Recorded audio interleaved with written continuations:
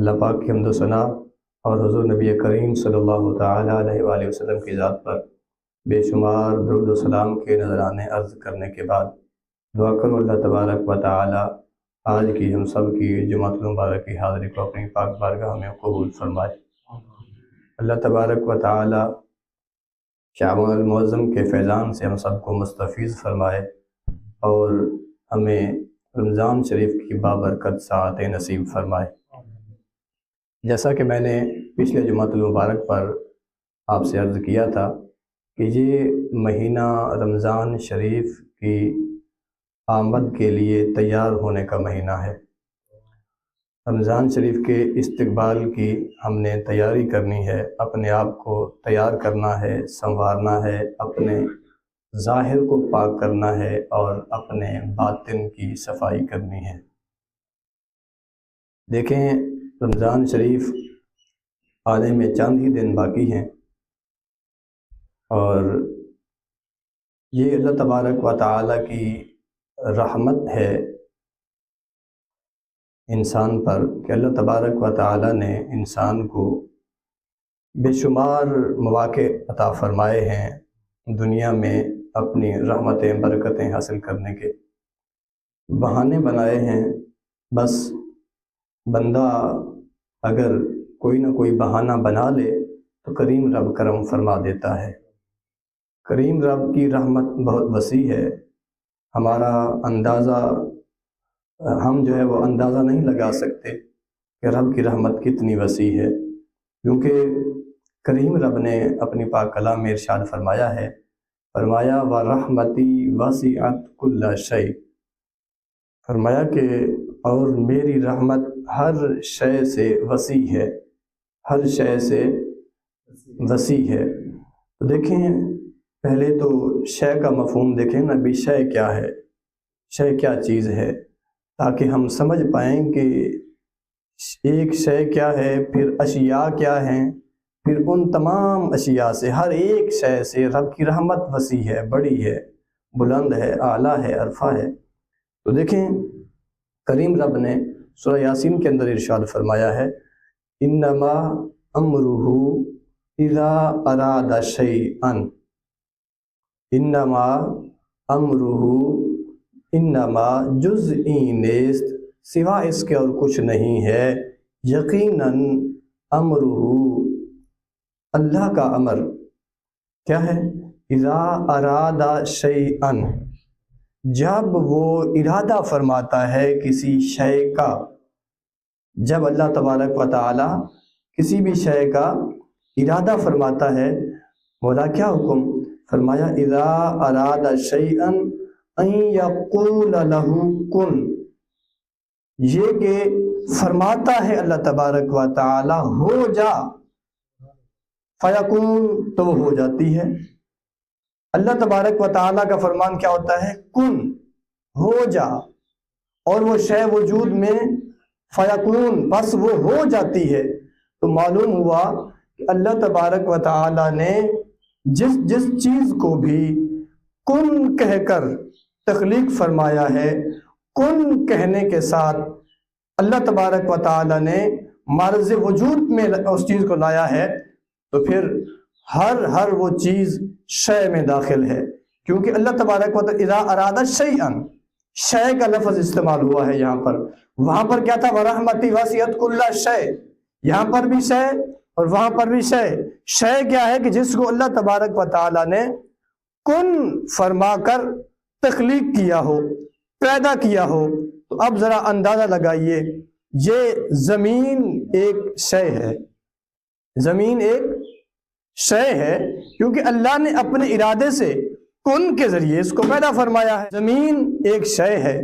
آسمان ایک شے ہے، چاند ایک شے ہے، سورج ایک شے ہے، یہ ستارے اشیاء ہیں، شے میں داخل ہیں۔ ساری کی ساری کائنات اللہ تبارک و تعالی نے جس چیز کو بھی کن فرما کر پیدا فرمایا ہے، ہر وہ چیز شے کی کیٹیگری میں داخل ہے۔ تو پھر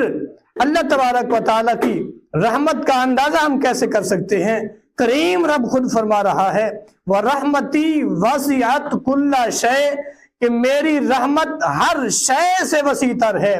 مطلب اللہ تبارک و تعالیٰ کی بنائی ہوئی پوری کی پوری کائنات، یہ زمین، آسمان، چاند، سورج، ستارے، سیارے، حیوانات، نباتات، جمادات، دریا، سمندر، پانی، خشکی، تمام تر اشیاء،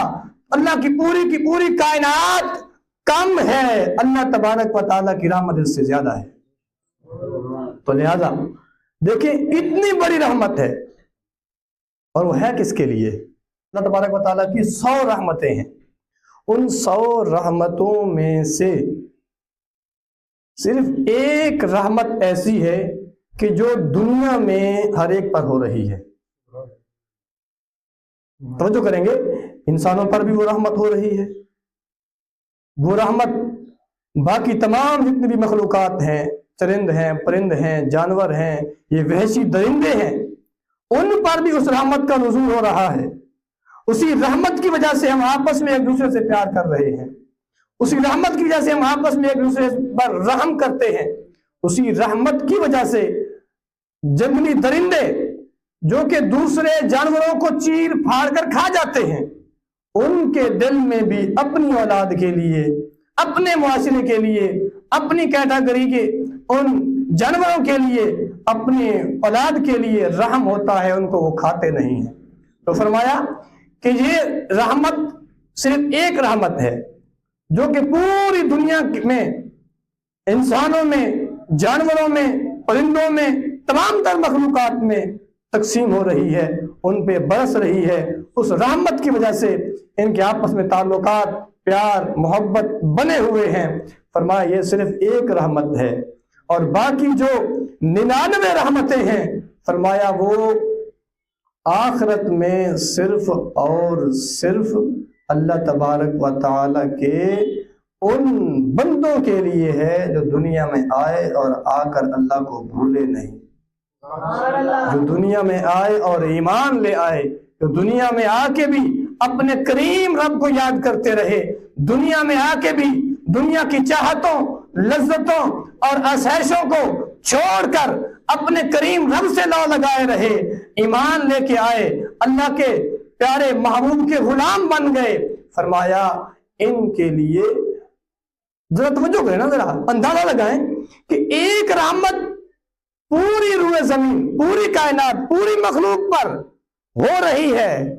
کتنا گہرا رشتہ ہوتا ہے ماں کا بیٹے کے ساتھ، کتنا زیادہ رحم کر رہی ہوتی ہے ماں اپنے بیٹے پر. صرف ایک ماں نہیں، لاکھوں کروڑوں مائیں، بلکہ اربوں خربوں مائیں. جانوروں میں بھی تو مائیں ہیں نا، انسانوں میں بھی مائیں ہیں نا. یہ تو میں نے ایک ماں کی مثال دی ہے. بھائی کا بھائی سے کیسا پیار ہے، بھائی بھائی پہ کیسے رحم کرتا ہے، اور جو ہے اس کے علاوہ اگر دیکھا جائے، رشتے کے علاوہ دیکھا جائے، دوست دوست کے ساتھ کیسا پیار کر رہا ہوتا ہے، ایک شاگرد استاد کا ادب کیسے کر رہا ہوتا ہے. یہ تمام چیزیں اللہ کی ایک رحمت ہے، اور اللہ کی 99 رحمتیں کافروں کے لیے نہیں ہیں. وہاں پر صرف جنت کے اندر جنتیوں کے لیے وہ 99 رحمتیں اللہ پاک نے باقی رکھی ہوئی ہیں. تو لہٰذا اتنا بڑا رحیم رب ہے، تو پھر ہم کیوں نہیں چاہتے، ہم کیوں نہیں آتے اس طرف کہ ہم اس کریم رب کے قریب ہو جائیں، ہم اس کی دی ہوئی اس شریعت پر ہم جو عمل کریں، اور اس کے پیارے محبوب کے فرمان کے مطابق ہم زندگی بسر کریں. دوستو وقت ہے یہ، اپنے آپ کو رمضان کی آمد سے پہلے رمضان میں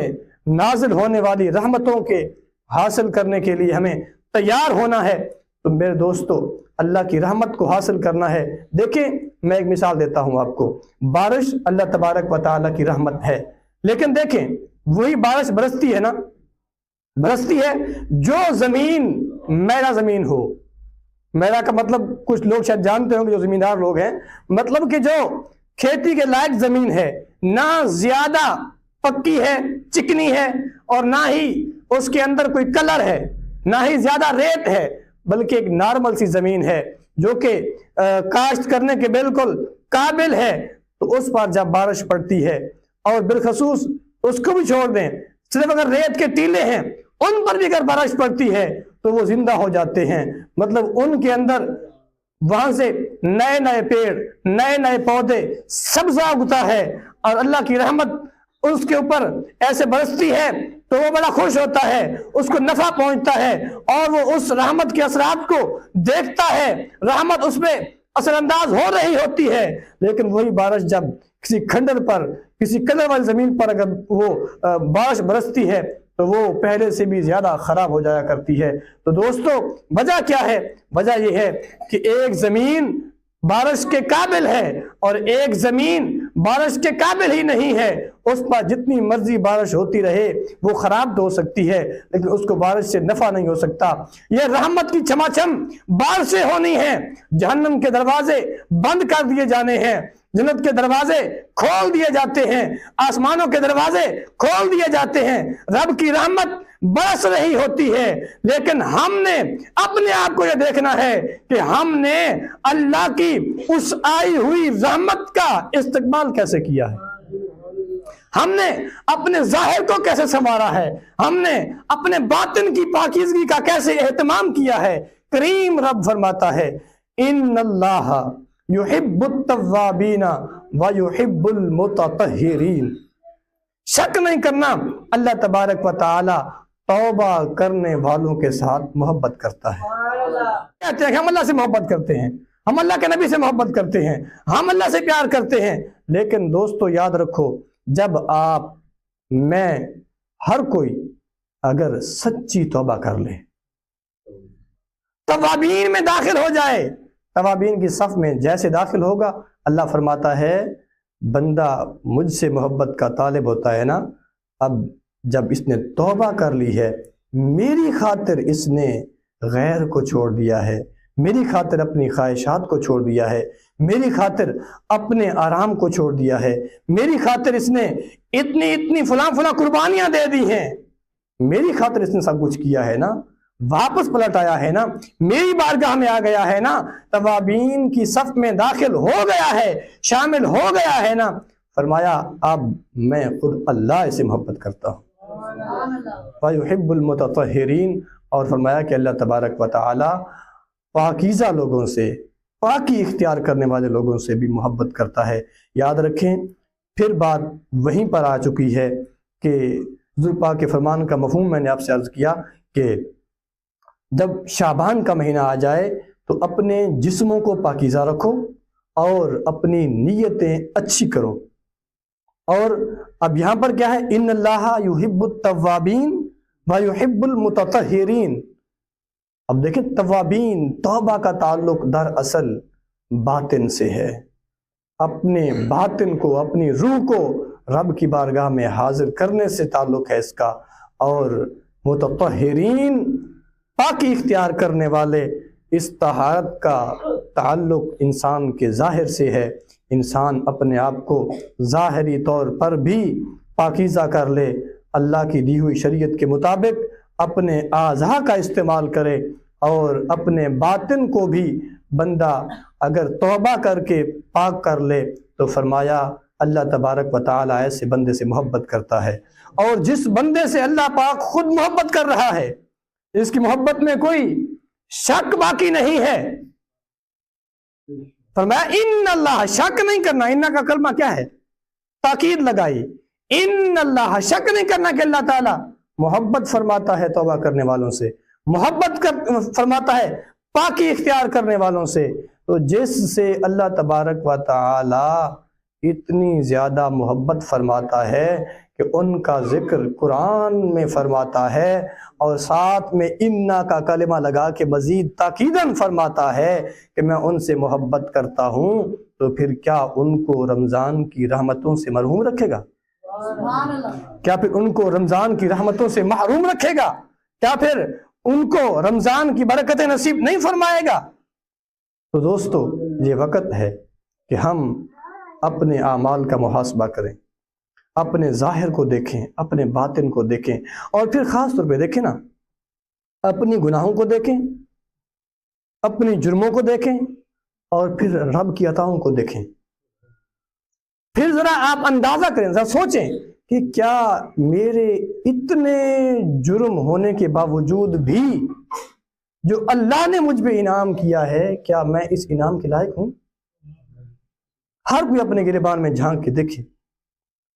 ہر کوئی اپنے آپ کو دوسروں سے بہتر جانتا ہے۔ جہاں پر ہم دوسروں کے عیب ٹٹولتے ہیں، دوسروں کے عیب تلاش کر رہے ہوتے ہیں، دوسروں کی غلطیاں اور کوتاہیاں تلاش کر رہے ہوتے ہیں، وہاں پر اگر ہم اپنی غلطیاں تلاش کرنے بیٹھ جائیں تو ہم سے کوئی اچھا اور نہیں بن سکتا۔ تو دوستو، ایک بات آخری میں آپ سے عرض کروں، وہ یہ، کیونکہ میں نے ذکر کیا توابین کا، توبہ کرنے والوں کا۔ دوستو یاد رکھیں، میں نے جو مطالعہ کیا اور میرے علم میں جو بات ہے وہ یہ ہے کہ اصل جرم کرنا نہیں ہے، رب کی بارگاہ میں اصل گناہ، اصل جرم، رب کی بارگاہ سے جو سزا کا حقدار ہے وہ جرم کرنے والا نہیں ہے، وہ ہے کہ جو جرم کرنے کے بعد بھی اکڑتا رہے، غرور کرتا رہے، معافی نہ مانگے۔ کیوں؟ وہ رب تو بڑا ہی کریم ہے نا، انسان ہے، انسان کے اندر اللہ نے نفس کو رکھ دیا ہے۔ کوئی بھی انسان ایسا نہیں اللہ کے انبیاء کے علاوہ، اپنے درجے کے مطابق اس سے کوئی نہ کوئی غلطی ہو جاتی ہے۔ ہم معصوم نہیں ہیں، خطا کار ہیں، ہم سے کوئی نہ کوئی خطا ہونی ہے۔ خطا کا ہو جانا بڑی بات نہیں ہے، خطائیں تو ہوتی رہتی ہیں، لیکن خطا ہو جانے کے بعد بندہ شرمندہ بھی نہ ہو، خطا ہو جانے کے بعد اس کے اندر شرمندگی ہی پیدا نہ ہو، معافی کا جذبہ ہی پیدا نہ ہو، اللہ کی بارگاہ میں وہ توبہ ہی نہ کرے، پھر رب کی رحمت نہیں،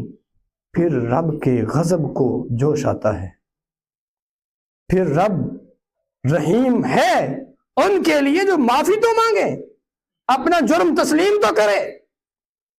تو لہذا ہمیں چاہیے کہ ہم اپنے جرموں کا اقرار کریں۔ رب جانتا ہے،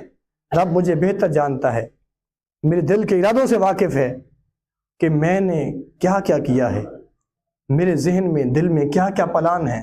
میں کیا کر رہا ہوں، میں کس کس جرم میں مبتلا ہوا ہوں۔ اس کے باوجود بھی اگر میں